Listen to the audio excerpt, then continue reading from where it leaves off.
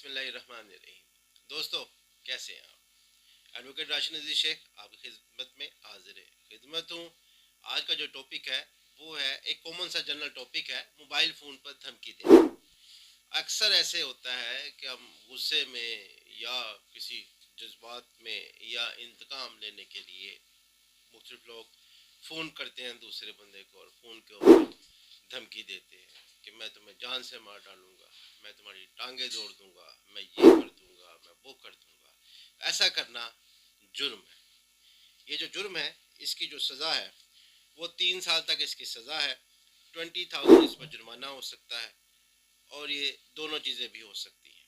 ये जो केस है, ये मजिस्ट्रेट साहब इसको सुनते हैं। इस पर जो एक्ट लागू होता है, जो जो चीज़ लगती है वो 25D टेलीग्राफ एक्ट है। अगर जो आईओ है, जो तफ्तीशी ऑफिसर है, वह ज़रूरी समझे तो इसके साथ में 506 पीपीसी ये भी ऐड कर सकता है। अगर आपने 506 पीपीसी को समझना हो तो इसके लिए मेरी अलग से वीडियो मौजूद है, उसको देख लीजिएगा।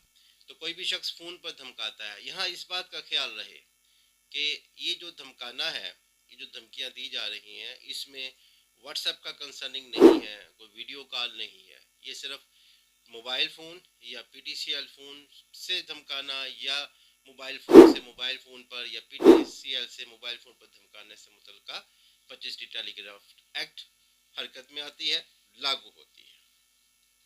अब इसमें जब आपने बाकायदा तौर पर एक एप्लीकेशन थाने में देनी होती है, थाने में जब आप एप्लीकेशन देंगे तो उस एप्लीकेशन का कुछ जो टेक्स्ट है, जो उसका जो जो मतन है, वो कुछ इस तरह से होगा कि मैं फ़लानी तारीख को, पहले तो ऊपर से एड्रेस करेंगे आप, और ये ख्याल रहे कि आपने with in the few hours, 1 घंटे 2 घंटे 3 घंटे में आपने थाने एप्लीकेशन देने के लिए चले जाना है कि मैं बखत में जनाब SHO साहब थाना सो एंड सो, जनाब वाली गुजारिश है कि पाकिस्तानी शरीफ शायरी है, मैं फ़लानी तारीख को इतने बजकर इतने मिनट पर फ़लानी जगह पर मौजूद था, मेरे साथ मेरे दो दोस्त गवाह डाल देंगे तो बहुत अच्छी बात हो जाएगी। और जब आप गवाह डालेंगे तो गवाहों को किस तरह से होगा? फ़ोन तो आपके कान से लगा हुआ है, आप बताएंगे बाकायदा कि मैंने स्पीकर ऑन कर दिया था, मेरे इन दोनों दोस्तों ने ये बातें, या एक दोस्त ने ये बात सुनी है कि ये शख्स जिसने मुझे इतने बजकर इतने मिनट पर अपने mobile number so and so से मेरे मोबाइल नंबर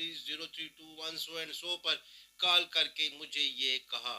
तो ये आपका एक या दो गवाह इस तरह से प्रिपेयर हो जाएंगे। इसके अलावा आपके पास जो कॉल आई हुई है वो आपने डिलीट नहीं करनी है, उसका बाकायदा प्रिंट आउट भी आप लेंगे, आईओ ऑफिसर को देंगे, अपना मोबाइल फ़ोन भी आईओ ऑफिसर को दिखाएंगे कि ये मुझे कॉल आई है, इसमें मुझे इस तरह से धमकी अमेज़ गुफ्तगू, धमकी अमेज़ बात मुझसे ये की गई है। ये सारी चीज़ें डिटेल के साथ आप उसको देंगे। वो देने के बाद आईओ दोनों पार्टीज़ को बुलाएगा, फिर मुशाफा गुफ्तगू करवाएगा और फिर जुर्म साबित जब होता हुआ नज़र आ रहा होगा तो इसके अगेंस्ट, अब तो इन्वेस्टिगेशन बाद में होती है, पहले नहीं होती है हमारे पीपीसी में या 25D टेलीग्राफ एक्ट में भी। तो इसके ऊपर एफआईआर होगी, उसके बाद फिर तफ्तीश का बाकायदा तौर पर आगाज़ हो जाएगा। बता ये रहा था कि वो आपने डाटा डिलीट नहीं करना है, डाटा आपके पास सेफ रहेगा, गवाह आप तैयार कर लेंगे।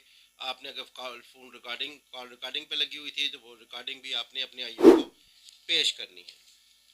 एप्लीकेशन का टेक्स्ट मैं आपको बता चुका हूँ कि फ़लाँ शख्स ने मुझे ये धमकी दी है, 506 भी इसमें ऐड हो सकती है। ये एक कॉग्निजेबल ऑफेंस है, पुलिस गिरफ्तार कर सकती है। इसके अलावा अगर आपकी इस एप्लीकेशन पर अमल नहीं होता है तो 22 से 22B की रिट पिटीशन भी आप दायर कर सकते हैं।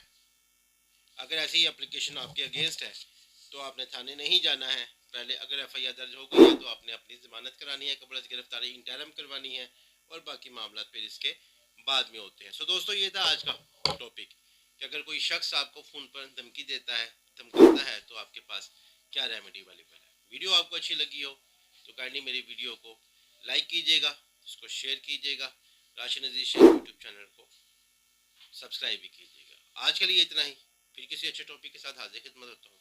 अल्लाह हाफिज़।